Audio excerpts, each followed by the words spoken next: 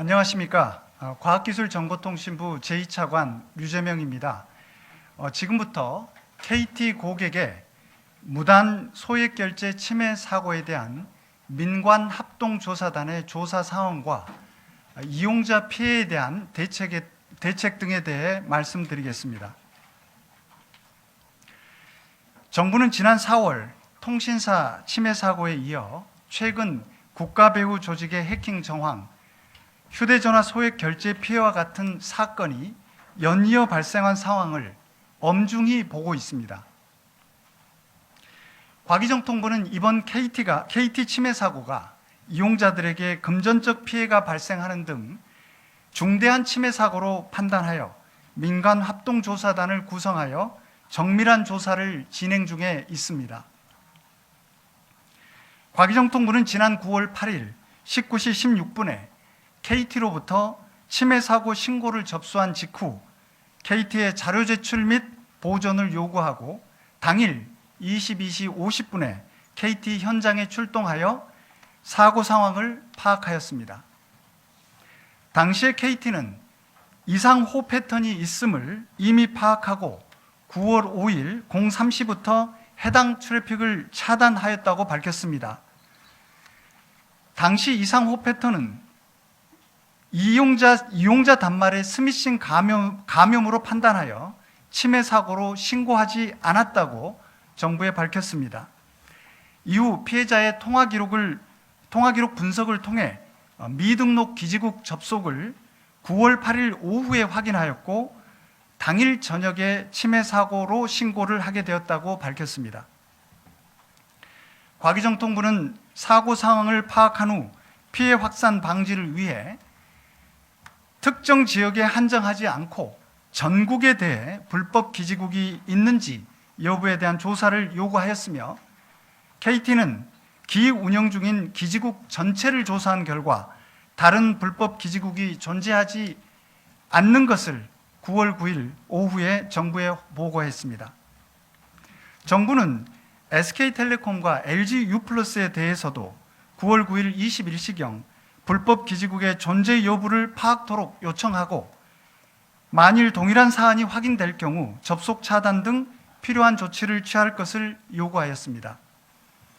SK텔레콤과 LG유플러스는 금일 오전 2처간 주재 긴급 점검 회의에서 불법 기지국이 발견되지 않았음을 보고하였습니다. 더불어 금일 오전에 있었던 긴급 점검 회의에서 KT가 파악하고 있는 보다 상세한 불법 소형 기지국에 대한 정보를 타 통신사에도 공유토록 하여 보다 정밀한 조사가 이루어지도록 요청하였습니다. 현재 통신 3사는 만일의 사태에 대비하여 모두 신규 초소형 기지국의 통신망 접속을 전면 제한하고 있으며 KT가 파악한 불법 초소형 기지국에서의 이상 트래픽 정보를 금일 중 타 통신사에도 공유하여 타 통신사가 점검할 수 있도록 조치하였습니다.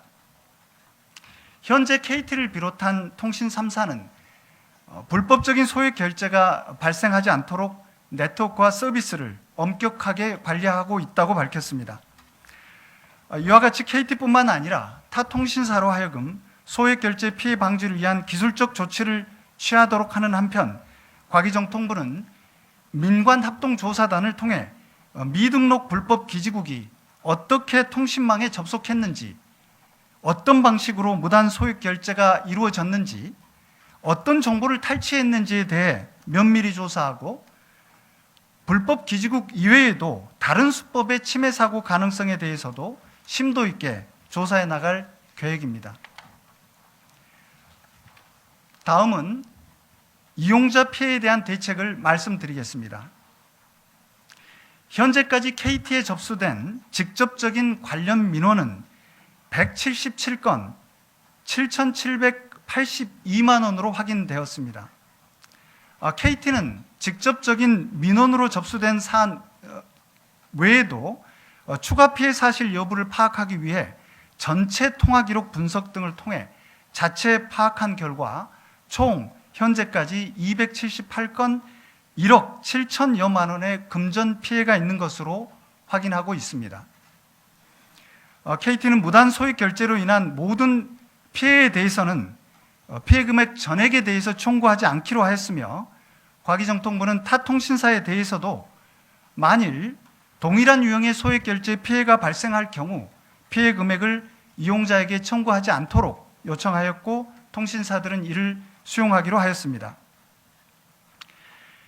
정부는 민관합동조사단을 통해 이번 침해 사고에 대한 원인 분석을 철저하고 투명하게 조사하여 대책을 강구하도록 하겠습니다.